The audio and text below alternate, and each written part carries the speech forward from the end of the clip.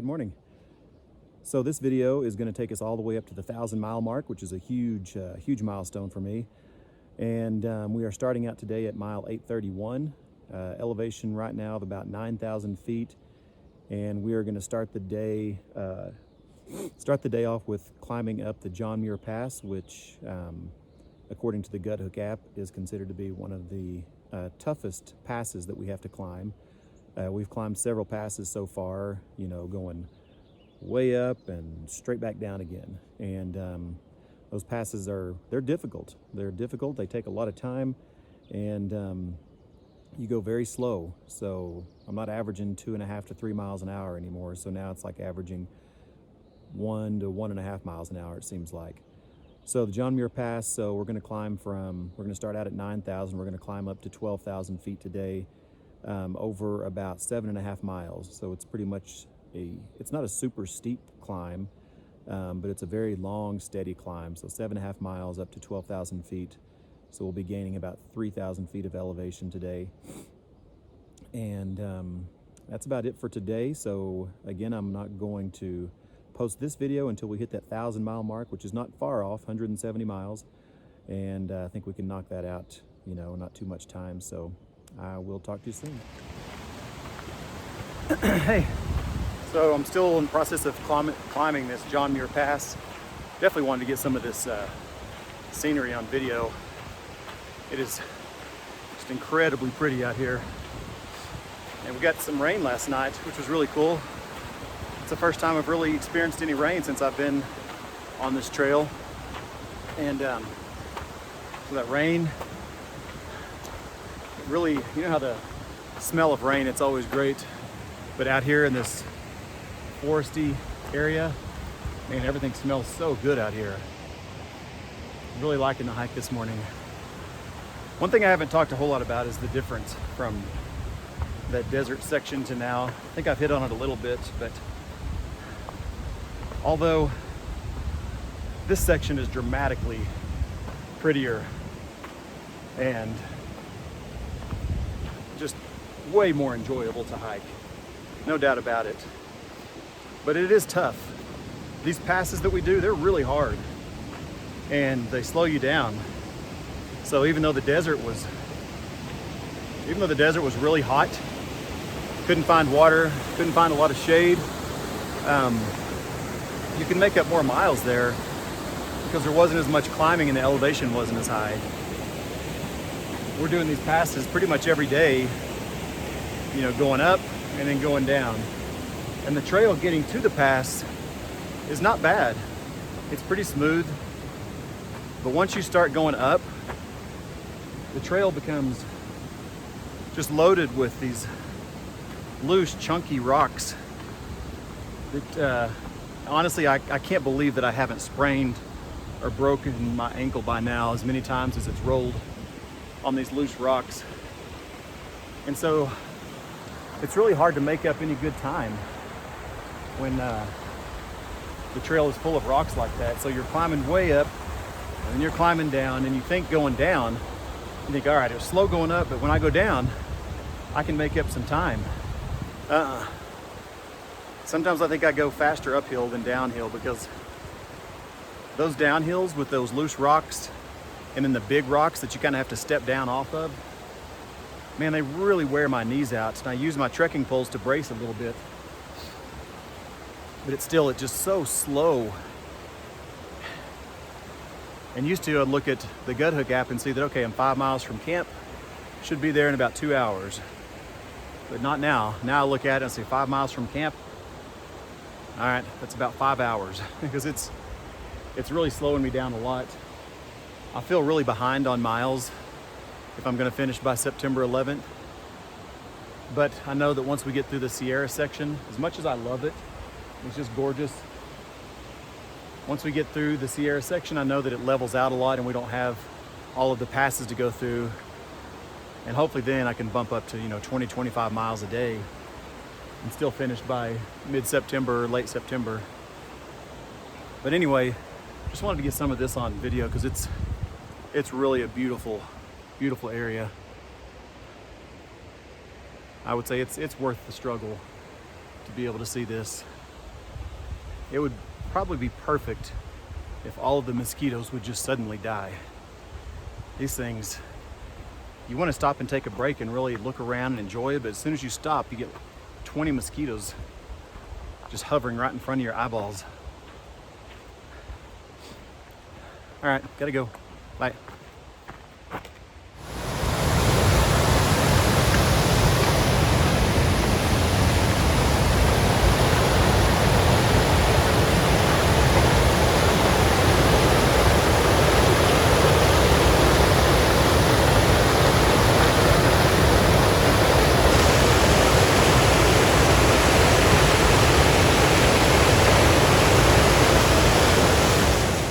Talking about with the big loose chunky rocks that slow me down so much.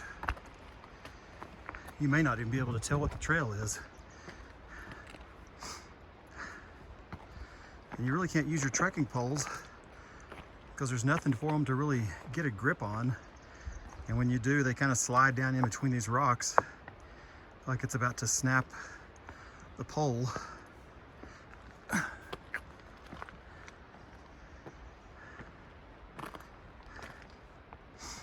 But it'll be like this for several miles, up and down.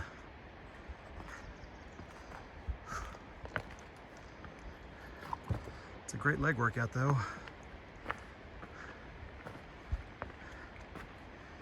It's like doing a billion lunges.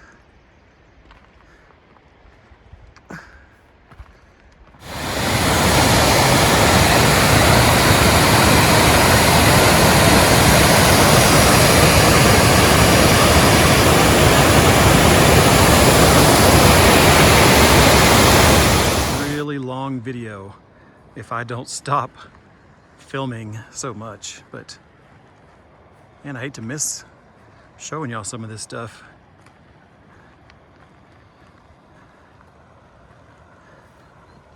How clear the water is.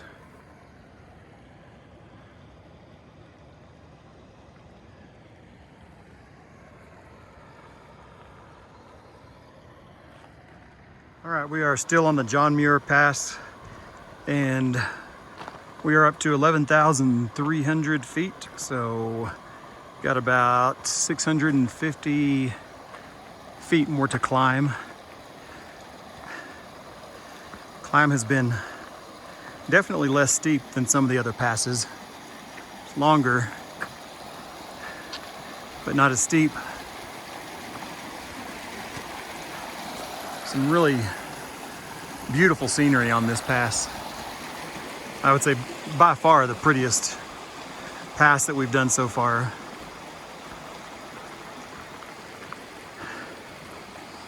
It's nice that this one gives you some breaks on climbing. You'll climb for a while and then you'll hit some patches where it's just kind of level. Gives you a chance to kind of catch your breath a little bit. Still have some snow up here. Looks like we're going up that direction somewhere.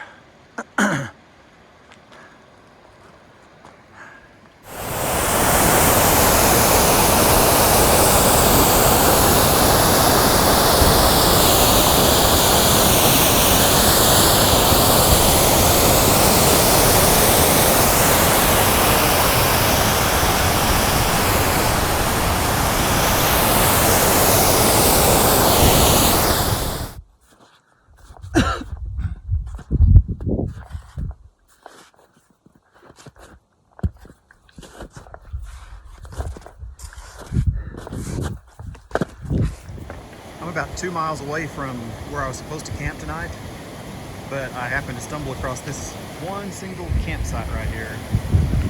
How in the world could I not stay here? This is amazing.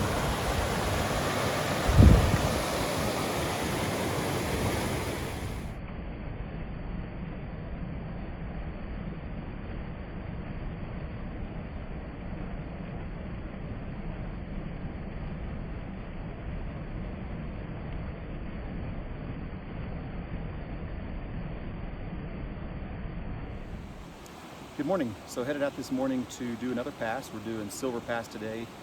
going to take us up to about 11,000 feet in elevation, starting from about 8,000, so another 3,000 foot gain. It's not a super steep pass.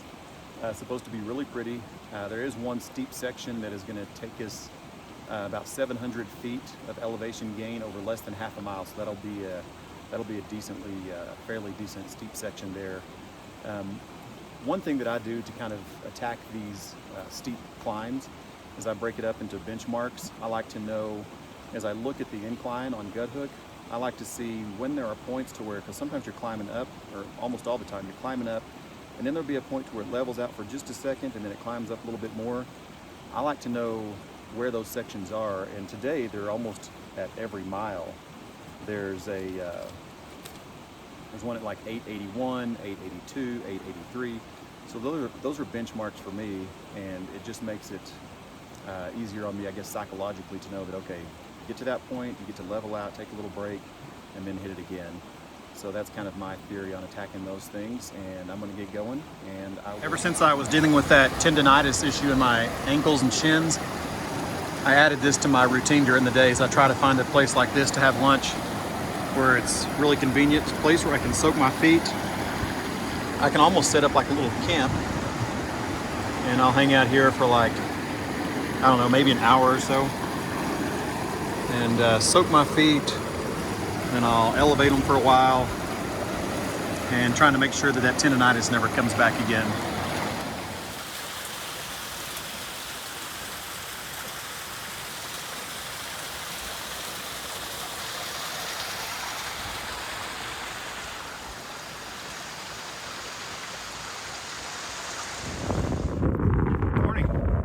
So at about mile 9:22 right now, and I'll be going over Donahue Pass today.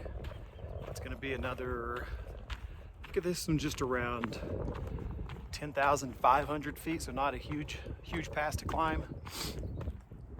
We're starting out around 7,800 or so feet of elevation, so it'll be about another 3,000 foot climb total, but not super steep.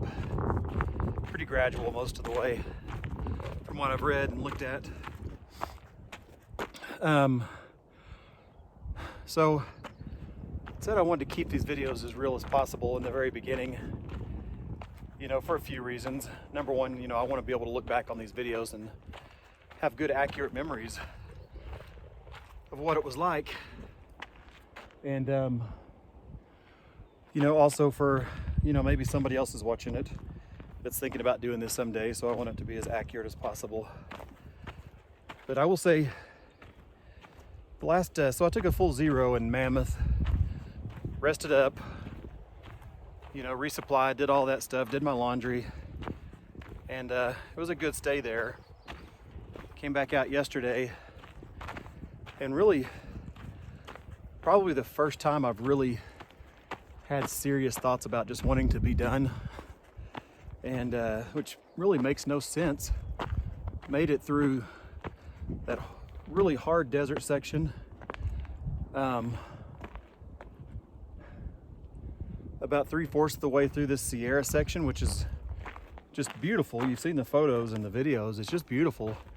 It's really hard climbing these passes every day, and I have to get to Bridgeport by Wednesday. That's when my hotel is, because there was no options, because it's 4th of July weekend coming up. So I had to get there by Wednesday, which means I need to do about 21 miles a day for 5 days to be able to make that happen. And I went ahead and booked my reservation. But I'm not quitting. I'm still going to keep going. But I don't know what caused it, really. A little bit of burnout, maybe. I should be more excited that I'm coming up on that 1,000-mile mark here in just a few days. But then there's a little bit of, it kind of settles in that, man, you've done the desert section, you're about through with the Sierras, you're about to hit 1,000 miles, and you won't even be halfway. So anyway, not quitting, still going, but just wanted to expressed that, yeah, that's probably the first time I've really seriously thought, man, I just want to go home. I'm really kind of burned out a little bit right now, so hopefully that'll change a little bit. I don't know how these 5 days are going to change it. This is going to be a tough 5-day stretch. But anyway, still going. Talk to you soon. Crossed into Yosemite now, and getting to do a lot of these types of crossings right here across these waterfalls. So getting very good at rock hopping across there to keep my feet dry. But just a quick view, Yosemite. And all right, got to get going. And we're still passing through Yosemite National Park. Just want to give you a quick view of surroundings right now.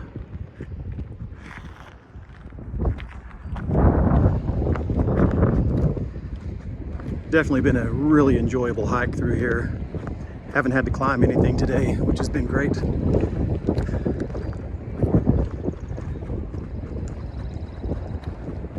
And sorry for the negativity the other day on that video about wanting to quit, but it was true. Honestly, I figured I would have that thought more than once by now, and I figure that thought will come up several more times before I'm done. But not today.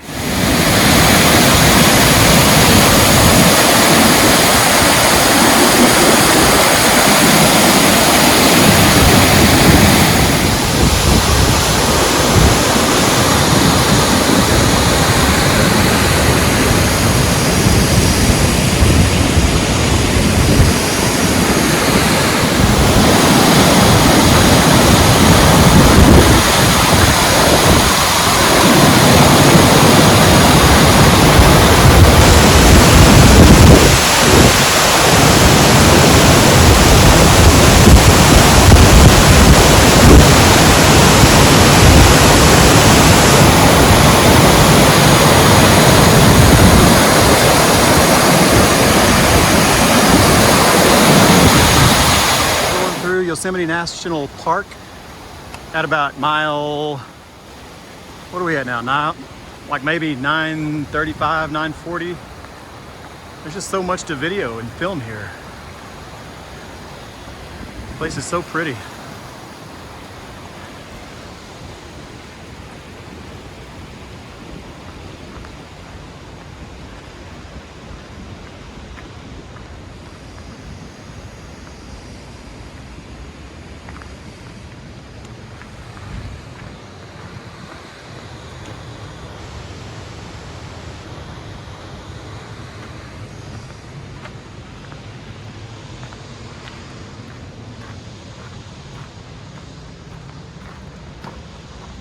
I'm going to quickly record my first hike out here on the PCT in a pretty small thunderstorm, but it's been raining, some thunder, some lightning. Not a lot, but a little bit. It's been a nice break from that heat though. It was really hot there for a while. And I got to wear my rain jacket for the first time ever. Except for I do wear it on the days that I do laundry. I walk to the laundromat in my rain jacket. But anyway, still going, about to hit the 1,000-mile mark at about 970 or so right now, I think. And doing a little bit of climbing today, climbing up to about 10,500 feet. And it's been pretty steady climb, nothing too steep so far. About a mile left before I get to the top. And all right, so we reached Summit Lake, elevation 10,203 feet. There's the lake over there. This is a detour from the PCT so that I can get into Bridgeport. And so that means, since it's off the PCT, it doesn't show up on my Guthook app. So I don't really know. I've gotten so spoiled with that app. It tells me exactly how far I've got to go, exactly what the climb's gonna look like, where water is, everything. So I'm kind of winging it. I would say winging it. I mean, there's a trail to follow, but anyway. So if I just stay on the PCT, I wouldn't. If I just stayed on the PCT, I wouldn't catch this. And it is really, really pretty up here. And that path I took up here, man, it looked like nobody had taken that path in a long time. So it's probably one of the first times I really felt really way out in the wild. But all right, now I gotta climb down. And how cool is this trail?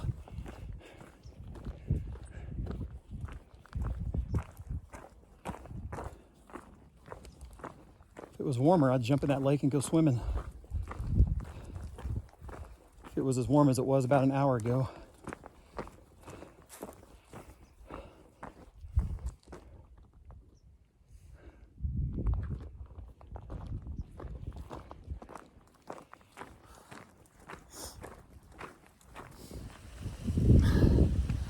All right, starting to get just a tiny bit of panic setting in here. I'm not 100% sure that I'm going the right way.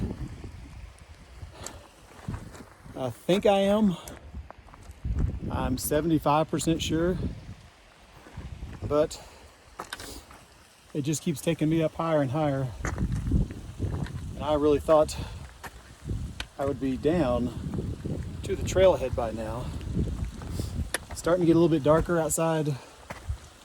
This rain up here, I'm at about 10,700 feet right now, and this rain is really cold up here.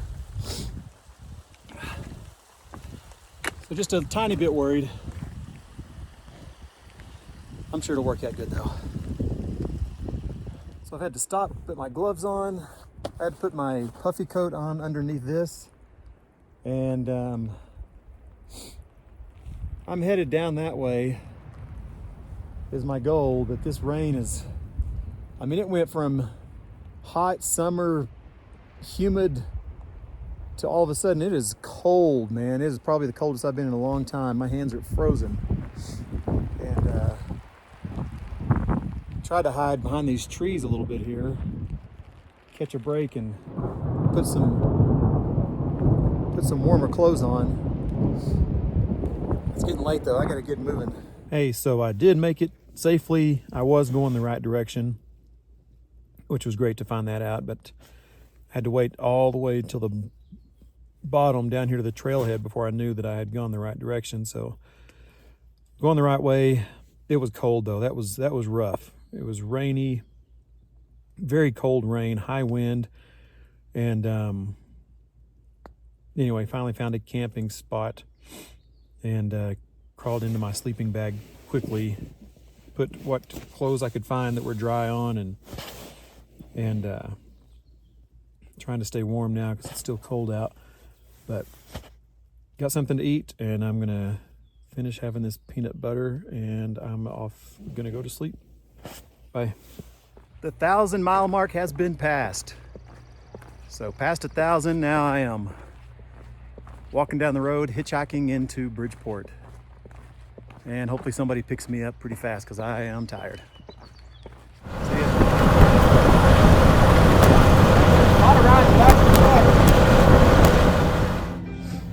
Stopped at the post office here in Bridgeport, and I have a package from my kids. Let's see, from Landon here. Oops. Looks like we've got Father's Day card and cookies. Oh, these are going to be good, I bet. Cookies, and then from Maddie, another card, a package of M&Ms, and a pan of brownies, still in the pan, and for some reason there's one brownie missing. That's kind of confusing me. I don't know who. I guess the guy at the post office must have ate one. Surely Maddie wouldn't have done that. Thank you, kids. I appreciate it. Love you.